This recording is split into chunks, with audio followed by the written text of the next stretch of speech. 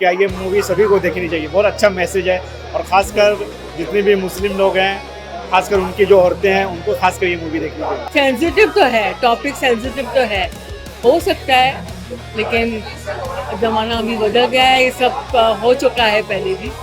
और सबसे अच्छी जो एक्टिंग की है यामी गौतम ने, मस्त मजा आ गया देख के। इमरान हाशमी तो मेरे ऑल टाइम फेवरेट है। तो ये फिल्म यही जताती है कि औरत को पीछे नहीं हटना है, अपने हक के लिए आखिरी सांस तक लड़ना है। धर्म जो है, इंसिडेंटली धर्म इसमें आ गया है कि स्टोरी में वो धर्म का एंगल है, लेकिन ये कहानी हर औरत की हो सकती है। 5 में से I will give 3.5।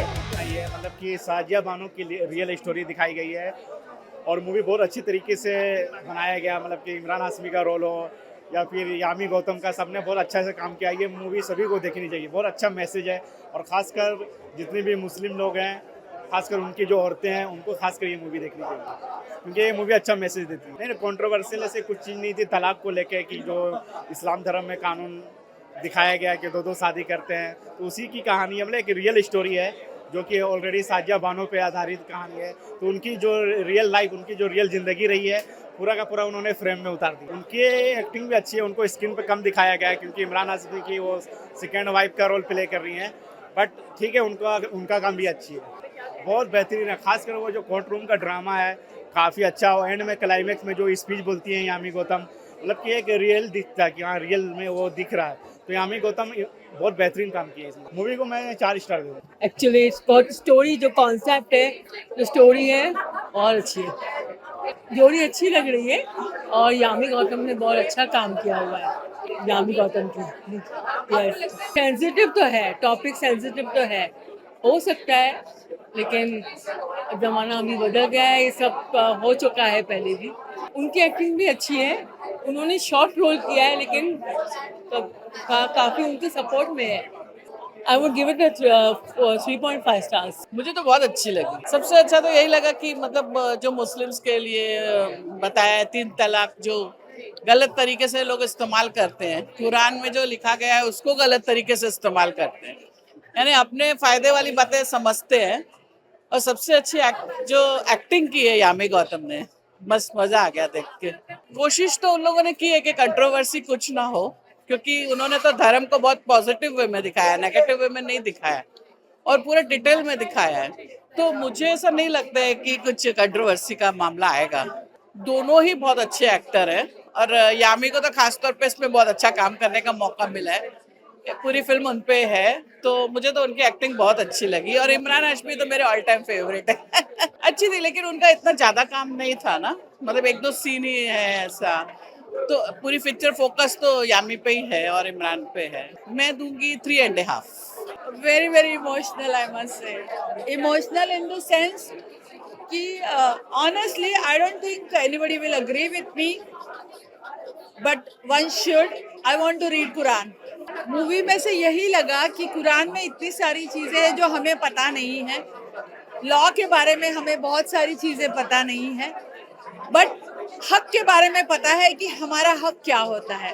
And we as a woman are always marginalised for asking our own हक। तो ये फिल्म यही जताती है कि औरत को पीछे नहीं हटना है, अपने हक के लिए आखिरी सांस तक लड़ना है। धर्म जो है, इंसिडेंटली धर्म इसमें आ गया है कि स्टोरी में वो धर्म का एंगल है, लेकिन ये कहानी हर औरत की हो सकती है। सो हक के लिए लड़ना है। कंट्रोवर्सी हो सकती है, but if you think the audience has matured now, जैसे इवोल्यूशन होता है, ह्यूमन इवोल्यूशन होता है, ऑडियंस का भी एक इवोल्यूशन होता है। If they are evolved, probably there will be no controversy. Excellent. My jacket has got wet because of Yami's speech. Because it was so amazing, and Imran, obviously his presence on the screen is so good, and he has played this. It's an out and out negative character, but he has made it look great. So that's his success. Vartika, yeah, she took my heart away in one scene when she offers those vegetables at her doorstep. I think she won everyone. So she has a small role, but she has a very strong screen presence, and dialogues भी कम है, तो आंखों से बातें ज्यादा करनी है. So yeah, I think she has been successful in that. 5 में से I will give 3.5. कि वकील से रह गई मैं तो, मतलब आई वाज स्टन्ड. अभी भी मेरे हाथ नाम हो रहे हैं. मतलब आप ये देखिए इस फिल्म में ना एक कहते हैं ना, एक औरत ही औरत की समझ सकती है. तो अगर पहली बात तो मैं जब भी अपनी कुछ मुसलमान फ्रेंड्स को या जिनको देखती थी जिनके ट्रिपल तलाक वाली सिचुएशन जब होती थी कि एकदम से एक औरत का घर उजड़ जाता है और फिर उनको हस्बैंड्स 2 शादी भी कर सकते हैं, 3 शादी भी कर सकते हैं. तो एक अपने आप में ये एक जो कहने वाली बात है कि जो है इस्लाम में, ये एक औरत के ऊपर जब आप कबूल तो 3 बार करते हो, तलाक दोनों तरफ से क्यों नहीं होता? कबूल तो दोनों तरफ से होता है. मैं हमेशा ये सोचती हूँ, तो तलाक का हक सिर्फ मर्द को क्यों दिया इस्लाम ने, औरत को क्यों नहीं दिया? उसकी रजामंदी उस तलाक पे क्यों नहीं मांगी? ये एक सवाल है जो मेरे दिल में आते हैं कि क्यों जब मेरे फ्रेंड्स के साथ ऐसा हुआ, मैं उनसे सवाल पूछती थी, कहती यार हम तो कुछ कर नहीं सकते. ठीक है, चाहे वो कितनी एजुकेटेड भी हो, लेकिन अब शुक्र है कि ट्रिपल तलाक ये हो गया है.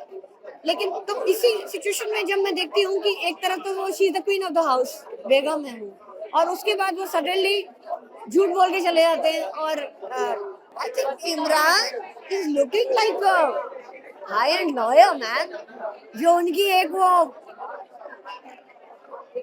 इमेज है उससे बहुत अलग. I think he is really matured as an actor. And ये होता है कि कुछ वक्त आप बहुत सारी अदर चीजों में आप अपनी इमेज जब बिल्डअप हो जाती है किसी एक्टर की, लेकिन एक मौका है ये फिल्म उनके लिए कि उन्हें मैच्योर रोल्स के लिए भी. यामी इज अ वेरी, मतलब जिस तरह से वो अरबिक का एक वर्स पढ़ती हुई है कुरान शरीफ का, और अपने स्क्रिप्चर को जानना कितना इम्पोर्टेंट है ये फिल्म बताती है. चाहे आप भगवत गीता हो, आपके उपनिषद हो या कुरान शरीफ हो, मैं हमेशा कान पकड़ी हूँ उसके लिए, क्योंकि हमारे नाना और परनाना जो थे आलिम फाजिल थे, तो हमारे यहाँ भगवत गीता और कुरान शरीफ साथ पे रखी जाती थी. जब उनकी डेथ हुई तो उनको मेरे नाना तो उन्होंने बोला, मेरे परनाना ने, कि अब तुम हमारे इंतकाल के बाद इसको मस्जिद में इज्जत से देना, क्योंकि अब तो ये कोई पढ़ेगा नहीं. तो हम उस खानदान से आ रहे हैं, हम दिल्ली के खानदानी लोग हैं जो साथ में बैठ के, हमारे में हिंदू और मुसलमान का कोई ये डिफरेंस इसे नहीं था, बेस्ट फ्रेंड्स हुआ करते थे. तो क्या है, हमने बहुत क्लोजली एक इंटरमिंगल्ड कल्चर देखी है हमने. और मैं समझती हूँ एक औरत का हक है सर्वाइवल का, जो ये फिल्म बताती है. आप उसे बेवा नहीं कर सकते इस तरह से 3 तलाक देके और उसके बाद आप उसको एल्यूमिनियम के ऊपर है ये फिल्म, तो उसको सर्वाइवल कॉस्ट तो देना पड़ेगा. और इसमें मुसलमान और हिंदू का कोई सवाल ही नहीं पैदा होता. मैं समझती हूँ ऐसी फिल्मों को तो 5/5 देना चाहिए, क्योंकि ये एक सोसाइटी को जागरूक करने वाली. आप अपनी बच्चियों को पढ़ाए, वो एंड में बोलती है कि एजुकेट, एक टर्म यूज किया उन्होंने, एजुकेशन इज वेरी इंपॉर्टेंट. जब तक आप ये सोचते रहेंगे मौलवी ने क्या पढ़ा दिया, हो सकता है किसी की इंटरप्रिटेशन उसकी क्या हो. तो आप खुद पढ़े और उसे समझने की कोशिश करें. आप खुद अरबिक में जाए, पढ़े, क्लासेस में जाए, बच्चों को पढ़ाए. आपके लिए जरूरत है, अगर आप हिंदू हैं तो आपको भगवत गीता पढ़नी आनी चाहिए. आपको पता हो कि आपके, क्योंकि बहुत से लोग गीता के बारे में कुछ भी बोलते रहते हैं, unless and until you have read your own scripture. So it's very important first to educate your children, your female children. They should know their rights. सबसे और खूबसूरत इस फिल्म में बताया है कि शरीयत में भी औरत के राइट के लिए है. सिर्फ वो एक बेवा हो जाए, उसको ट्रिपल तलाक होगा, उसमें लिखा जो ट्रिपल तलाक करता है उसे घोड़े भी पड़ने चाहिए, ये भी दिया इस फिल्म में. तो किसी भी रिलीजन में औरत की बेइज्जती हो, उसकी दुर्गति हो, कहीं नहीं है. ये सिर्फ जो मेल डोमिनेंस है वो औरतों को एजुकेट नहीं करते. वो वही बोलती है ना कि आपके मौलाना जो सिखा रहे थे वो तो मर्दों के एंगल से सिखाते हैं, औरत को तो बताया नहीं जाता कि क्या लिखा है. आधी ज्यादा पढ़ी लिखी नहीं होती, 13-14 साल की उम्र में इन लोगों में शादी हो जाती है. तो अपनी बेटियों को पढ़ाएं, उन्हें एजुकेट करें और जल्दी शादी भी ना करें. 5/5.